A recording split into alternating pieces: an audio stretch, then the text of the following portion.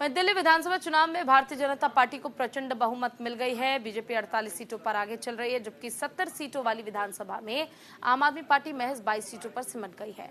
इतना ही नहीं, आम आदमी पार्टी के दिग्गज नेता भी अपनी सीट बचाने में नाकामयाब रहे। आम आदमी पार्टी के हार के कौन कौन मुख्य कारण है, इस रिपोर्ट में देखिए।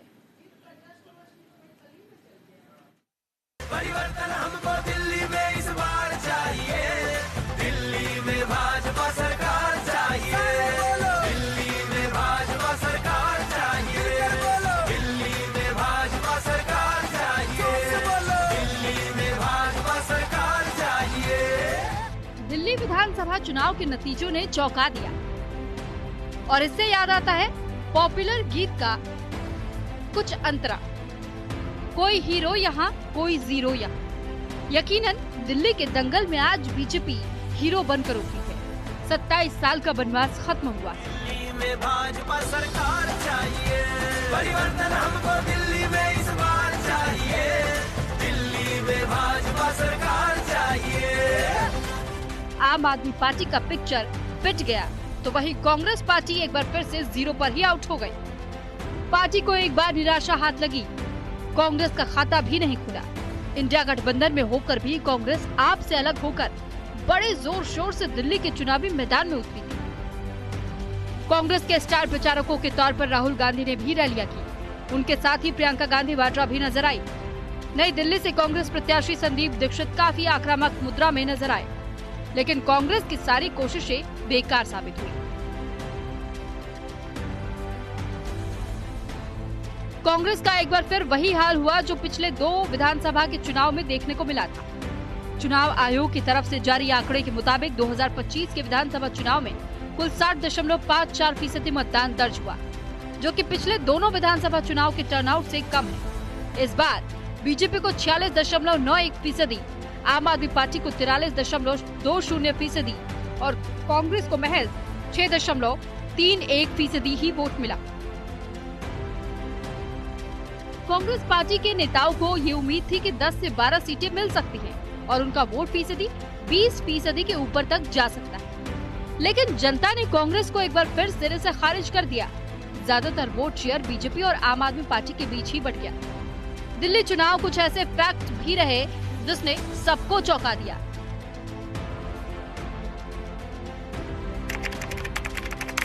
– 2020 में भाजपा ने महज 8 सीटें जीती थी। 2025 में 6 गुना ज्यादा यानी 48 से ज्यादा सीटों पर जीत दर्ज हुई। केजरीवाल की नई दिल्ली सीट पर 20 उम्मीदवारों की जमानत तक जब्त हो गई। दिल्ली विधानसभा चुनाव 2025 के परिणाम के अनुसार कांग्रेस के 70 में से 68 उम्मीदवारों की जमानत जब्त हो गई।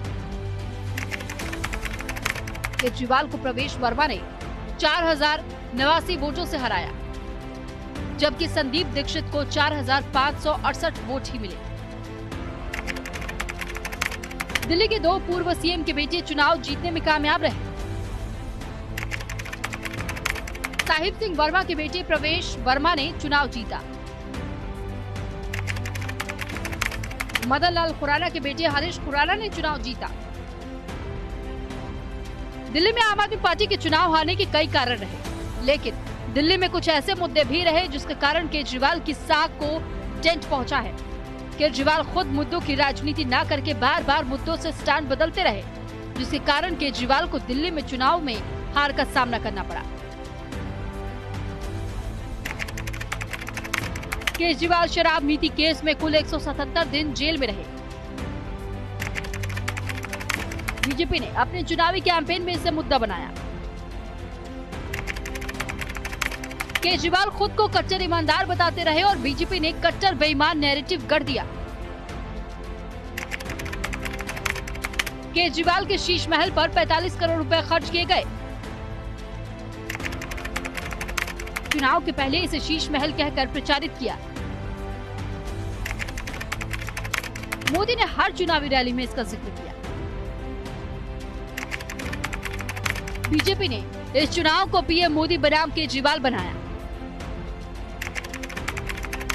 प्रधानमंत्री ने अपने नाम पर वोट मांगे। 29 जनवरी को करतार नगर की रैली में पीएम ने जनता से सेवा का मौका मांगा। केंद्र ने वोटिंग से 3 दिन पहले 12 लाख तक इनकम टैक्स फ्री किया। दिल्ली में 67% आबादी मिडिल क्लास की है। बीजेपी ने मिडिल क्लास सेगमेंट में ही चोट किया। बीजेपी ने अपने चुनावी कैंपेन में मिडिल क्लास को टारगेट किया। दिल्ली चुनाव ने पार्टियों के वोट प्रतिशत को सामने रखा कि इस चुनाव में भले ही कांग्रेस को एक सीट भी ना मिली, लेकिन कांग्रेस के वोट प्रतिशत में इजाफा जरूर हुआ। उसी तरह आम आदमी पार्टी की सीटें घटी, लेकिन वोट प्रतिशत बरकरार रहा। वहीं परसेंटेज पर अगर आप ध्यान दें तो कांग्रेस, बीजेपी और आम आदमी पार्टी को किस तरह इस बार के चुनाव में कितने प्रतिशत तक वोट मिले और कितनी सीटें उनके खाते में गई हैं, इसका ब्यौरा हमने ग्राफिक्स के जरिए आपको समझाया है।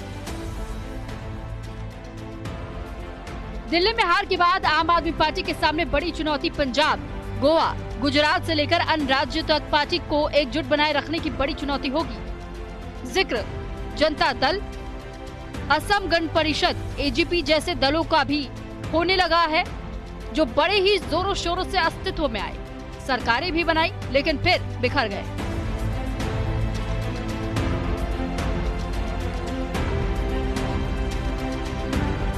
जनता दल में विभाजन का मुख्य कारण विचारधारा या मजबूत हाईकमान। संगठन को जोड़े रखने वाले इन दो में से किसी भी एक को फेविकोल का अभाव बताया जाता है।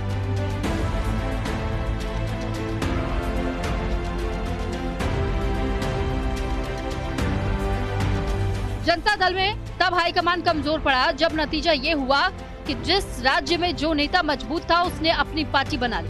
कर्नाटक में एच.डी. देवेगौड़ा ने जनता दल सेक्युलर, हरियाणा में देवीलाल ने इंडियन नेशनल लोक दल, बिहार में लालू यादव ने राष्ट्रीय जनता दल, चंद्रशेखर ने समाजवादी जनता पार्टी बना ली।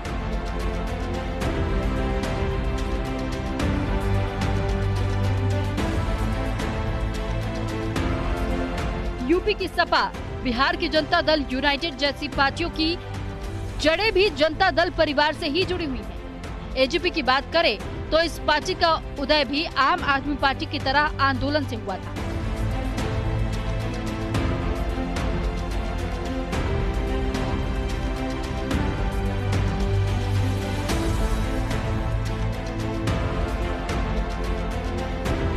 एजीपी असम की सत्ता के शीर्ष तक भी पहुंची, सरकार भी चलाई और एक बार जब हार कर सत्ता से बाहर हुई तो दोबारा खड़ी ही नहीं हो पाई। लेकिन अब देखना होगा कि केजरीवाल की अगली रणनीति क्या होगी।